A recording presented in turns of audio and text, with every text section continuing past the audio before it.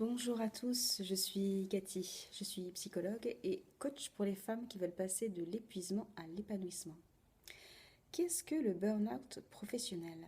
Aujourd'hui, j'ai envie d'aborder ce thème avec vous car je rencontre de plus en plus de personnes qui traversent un burn-out professionnel, que ce soit au sein de mon cabinet et puis des gens tout simplement dans mon entourage. Alors, pour vous en parler, je vais d'abord vous définir un petit peu ce que c'est le burn-out professionnel. C'est un épuisement lié à un stress chronique au travail, donc à un stress régulier au travail.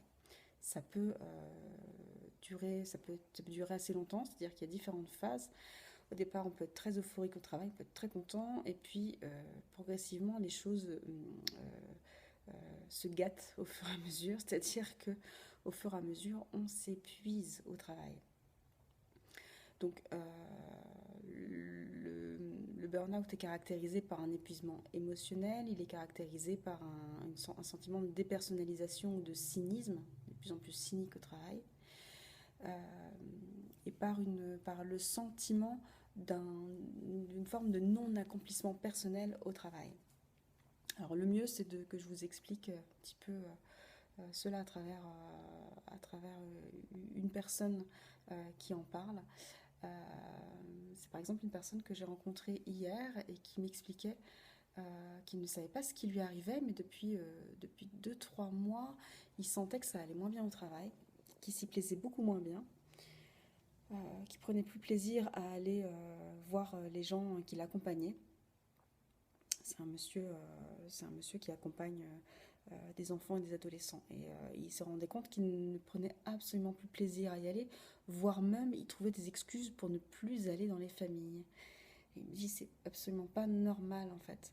Il explique qu'en fait, au fur et à mesure, il ressentait beaucoup de pression de la part de sa hiérarchie. Les choses ont changé en fait depuis plusieurs mois déjà. Depuis plus de 6 mois, en fait, au fur et à mesure, on est remonté dans le temps, et depuis plus de 6 mois, il m'explique que la cadence dans le service a évolué. Au lieu par exemple, de 6 rendez-vous dans la journée, il est passé à 12, etc.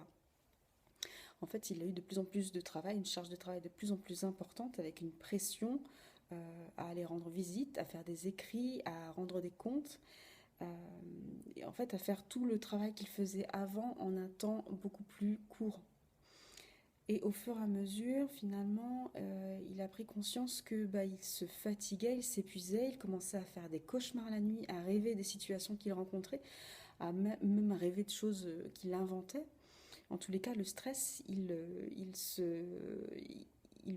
s'invitait finalement jusque dans ses nuits.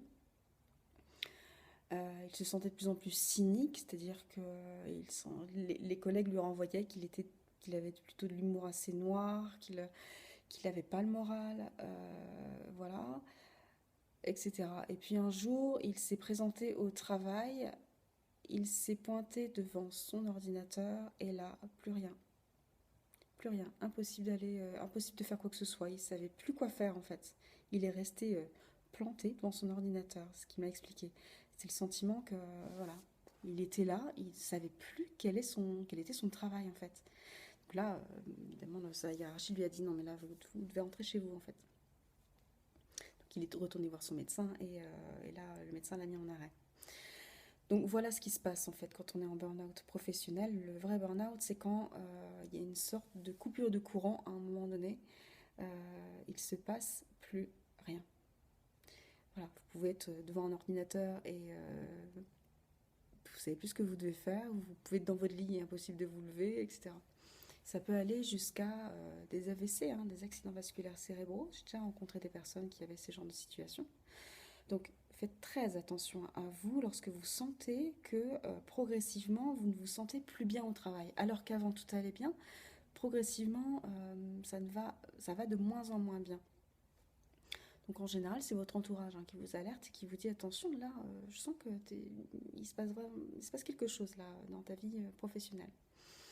Donc, alors, il faut savoir aussi que le burn-out, ça s'installe insidieusement, hein. C'est-à-dire que au départ, on se sent bien à son travail, et puis progressivement, on peut avoir une petite phase, ce qu'on appelle une phase d'alarme. C'est-à-dire que On a des petits signaux, par exemple physiques. Voilà, un lumbago, un mal de dos, un mal de tête, ou une angoisse, un stress avant d'aller juste avant d'aller au travail, le dimanche soir, par exemple, avant de reprendre le lundi. Une phase ensuite où on est un peu plus dans le déni, où on se dit non mais tout va bien, je gère en fait, je gère, je vais y arriver. On se sent un peu tout puissant, allez, je vais au travail, non mais je vais pas m'écouter, ça sert à quoi de m'écouter? Donc on s'écoute pas et on va au travail. Et puis une phase où on s'effondre totalement. Donc faites bien attention à vous de repérer ces signaux-là. J'ai fait plusieurs interviews de personnes qui avaient fait des burn-out professionnels. Donc allez voir sur ma chaîne YouTube un petit peu ce qui s'est passé pour ces personnes-là. Voilà. Donc j'avais envie un petit peu de vous faire cette vidéo sur le burn-out professionnel. C'est un thème que j'aborde dans mon livre également et que j'étudie. Et je vous ferai bientôt d'autres vidéos sur le sujet. Alors pourquoi les personnes font un burn-out professionnel? Tout simplement parce qu'elles sont, en général, elles sont très impliquées dans leur travail. Des personnes qui veulent bien faire leur travail, qui sont assez exigeantes envers elles, du coup envers le travail qu'elles exécutent. Voilà, il y a une notion d'exigence là qui est là, hein, d'être très exigeant envers un travail pour accomplir un travail exigeant en règle générale. Voilà, donc d'une part c'est important de repérer que vous êtes en burn-out, de comprendre ce qui se passe en vous dans un premier temps. Dans un deuxième temps, c'est important de comprendre qu'est-ce qui s'est passé finalement, une fois que vous êtes posé, qu'est-ce qui s'est passé pour en arriver là. Ensuite, qu'est-ce que vous pouvez mettre en place pour ne plus refaire un burn-out? Parce que vous pouvez faire plusieurs burn-out dans une vie professionnelle. Je vous assure, vous pouvez en faire plusieurs. Et je ne vous encourage franchement pas à aller jusque-là parce que les personnes qui expliquent qu'ils ont fait un burn-out m'expliquent que c'est très très compliqué de s'en remettre. Déjà parce que ça remet en question son activité professionnelle, on se remet en question soi-même, on peut perdre des capacités également, hein. C'est-à-dire qu'on peut perdre des capacités de concentration, même des capacités physiques parfois, ça peut aller jusque-là. Donc c'est important de réussir à se remettre en question et essayer de comprendre mais qu'est-ce que j'ai fait pour en arriver là? Qu'est-ce que je peux changer maintenant aujourd'hui pour ne plus refaire ce genre d'erreur? Alors, si ça vous arrive, c'est ainsi. L'important, c'est de ne pas refaire ce genre d'erreur.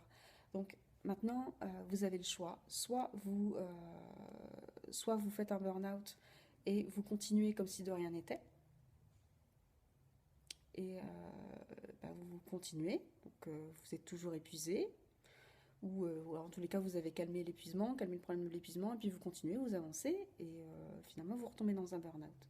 Soit vous faites le choix d'essayer de comprendre ce qui se passe, pour pouvoir avoir une vie professionnelle beaucoup plus sympa en fait. À mon sens, le burn-out professionnel, il a un sens justement. Donc si vous voulez comprendre ce sens et si vous voulez aller plus loin dans la compréhension de ce qui s'est passé chez vous, je peux vous aider, je peux vous accompagner. Moi, je propose des accompagnements 100% personnalisés. Si vous voulez en savoir plus, vous pouvez prendre rendez-vous avec moi. Voilà, vous avez le lien ci-dessous. Et si vous voulez en savoir plus sur ce que je propose et sur finalement quel résultat vous voulez obtenir, parce que en fait, quand on sort d'un épuisement comme ça, on ne sait pas vraiment où on veut aller. Et l'idée de mon accompagnement, en tous les cas de ce premier rendez-vous, selon moi, c'est de vous poser les bonnes questions pour que vous sachiez vers où vous voulez aller. Et que vous sachiez un petit peu quel objectif vous vous donnez à partir d'aujourd'hui. Et ça, c'est hyper important de savoir là où vous en êtes aujourd'hui et là où vous voulez aller. Voilà, donc si vous voulez en savoir plus, n'hésitez pas à me contacter. Et on prendra un temps pour d'une part faire connaissance et d'autre part savoir vers où vous voulez aller. Et moi je serai ensuite apte à vous dire si je peux vous accompagner par la suite ou pas. Voilà. Donc sur ce, je vous dis à très vite et prenez bien soin de vous. À bientôt.